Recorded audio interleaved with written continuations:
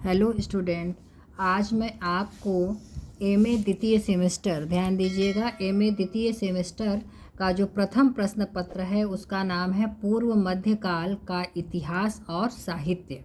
मतलब भक्ति काल का इतिहास और साहित्य जो है कि प्रथम पेपर है, उसमें आपको पूरे मध्यकाल का इतिहास तो पढ़ना ही है, साथ ही कबीर ग्रंथावली, जायसी का जो है पद्मावत, सूरदास का भ्रमर गीत, तुलसीदास एवं मीरा का काव्य पढ़ना है। तो आज मैं आपको मीरा का जो है जीवन परिचय बताते हुए उनके पद का जो मैं व्याख्या लेकर आई हूँ। तो मीराबाई, ध्यान दीजिएगा, फिर से बता रही हूँ, ये एमए द्वितीय सेमेस्टर का जो है सिलेबस है और ये द्वितीय सेमेस्टर के प्रथम प्रश्न पत्र में है। मीराबाई, जैसा आप लोग जानते हैं कि मीराबाई जो है कृष्ण की भक्त थी। तो मीराबाई का जो जन्म है सन 1498 ईस्वी के लगभग राजस्थान में मेड़ता के पास चौकड़ी ग्राम में हुआ था। उनके पिता का नाम रत्न सिंह था। वह जोधपुर के संस्थापक राव जोधा जी की प्रपौत्री थी।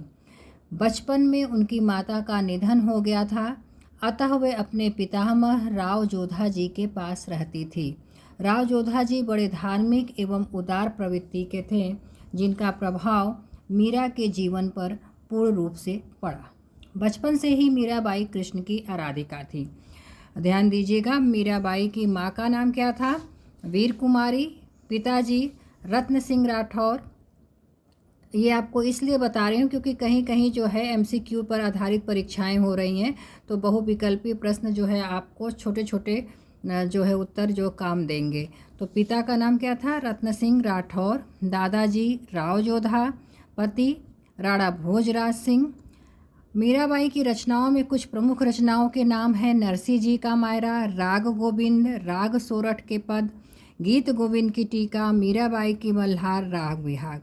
उनकी भाषा ब्रज भाषा थी, साथ ही राजस्थानी, पश्चिमी, हिंदी और पंजाबी का कुछ समावेश भी था। शैली उनकी पद शैली थी। साहित्य काल या भक्ति काल में थी वो। मृत्यु उनका जो है 1546 ईस्वी में रणछोड़ मंदिर द्वारिका में हुआ था, जो कि गुजरात में है। और मीराबाई के आध्यात्मिक गुरु जो हैं वो संत रविदास हैं। मीरा का काव्य जो कि विश्वनाथ त्रिपाठी जिसके संपादक है वो आपके पाठ्यक्रम में चल रहा है।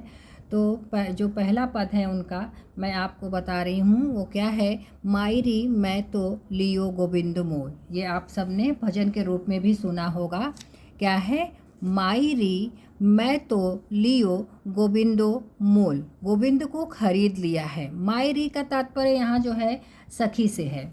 तो इस पद में मीराबाई जो है अपनी सखी से कहती हैं, आप प्रसंग में लिखेंगे कि इस पद में जो है मीराबाई अपनी सखी से कहती हैं कि मायरी, हे सखी, मैंने तो लियो गोविंदो मोल, मैंने क्या किया है? श्री कृष्ण को मोल लिया है, मैंने श्री कृष्ण को खरीद लिया है। कोई कहे चान, कोई कहे चौड़े, लियो रे बजता ढोल। वो आगे कहती हैं, कोई कहे चान, कोई कहता है कि चुपचाप, और कोई कहता है क्या? चौड़े, यानी सबके सामने। सब अपने तरीके से कहते हैं कि कोई कहता है कि चुपचाप, और किसी ने कहा कि सबके सामने मैंने गोविंद को मोल लिया है।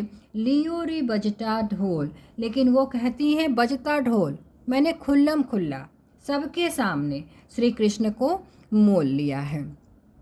कोई कहे मुहंगो, कोई कहे सुहंगो, लियो रे तराजू रे तोल। कोई क्या कहता है कि महंगा है, किसी ने कोई ये कहता है कि सौदा जो है तुम्हारा महंगा है, कोई ये कहता है कि तुमने बड़ा सस्ता सौदा ले लिया है। लियो रे तराजू तौल, लेकिन वो क्या कहती हैं कि हे सखी, मैंने अपने हृदय के तराजू पर तौल कर श्री कृष्ण को ले लिया है। कोई कहे कारो, करो लिखा हुआ देखिएगा, कारो है। कोई कहे कारो, कोई कहे गोरो, लियो रे आँख्या खोल। कोई क्या कहता है? कोई कहता है कि अरे वो तो काला है, कोई क्या कहता है कि वो गोरा है, लेकिन मैंने आँखों को खोलकर अर्थात समझ बूझ कर गोविंद को मोल लिया है। यह सब कोई जानता है, जग जानत है, यानी सारा संसार इसे जानता है। मैंने उन्हें अनमोल समझकर श्री कृष्ण को जो है ले लिया है। तो मीरा को प्रभु दर्शन दीजिए। मीराबाई क्या कहती हैं कि मुझे जो है हे ईश्वर मुझे दर्शन दे, मीरा को प्रभु दर्शन दीजिए। मीराबाई कहती हैं कि हे गोविंद हे मुरारी मुझे दर्शन दो, क्योंकि पूर्व जन्म का कोल, पूर्व जन्म का मतलब कि पूर्व जन्म में किए गए वादों के मुताबिक तुम्हें मुझे इस बार जो है दर्शन देना ही होगा। एक बार फिर से मैं आपको अर्थ बताते चलती हूँ कि माई रो मैनो तो लियो गोविंद मोल। आज मैं केवल एक ही पद बता रही हूँ, अगले पद में इनके 2-3 और पद हैं, मैं उसकी व्याख्या आपको बता दूंगी।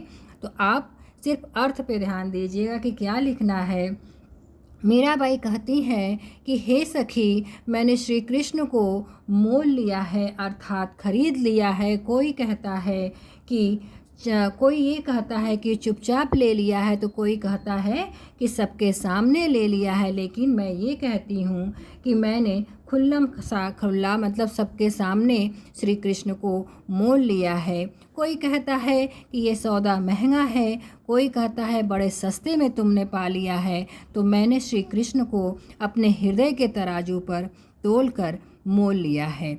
कोई ये भी कहता है कि वो काले हैं, तो कोई कहता है कि गोरे हैं, लेकिन मैंने आँखों को खोलकर अर्थात सोच समझकर अपने श्री कृष्ण को मोल लिया है, पा लिया है। यह सब संसार जानता है, क्योंकि वो मेरे लिए क्या है, अमोलक अनमोल हैं।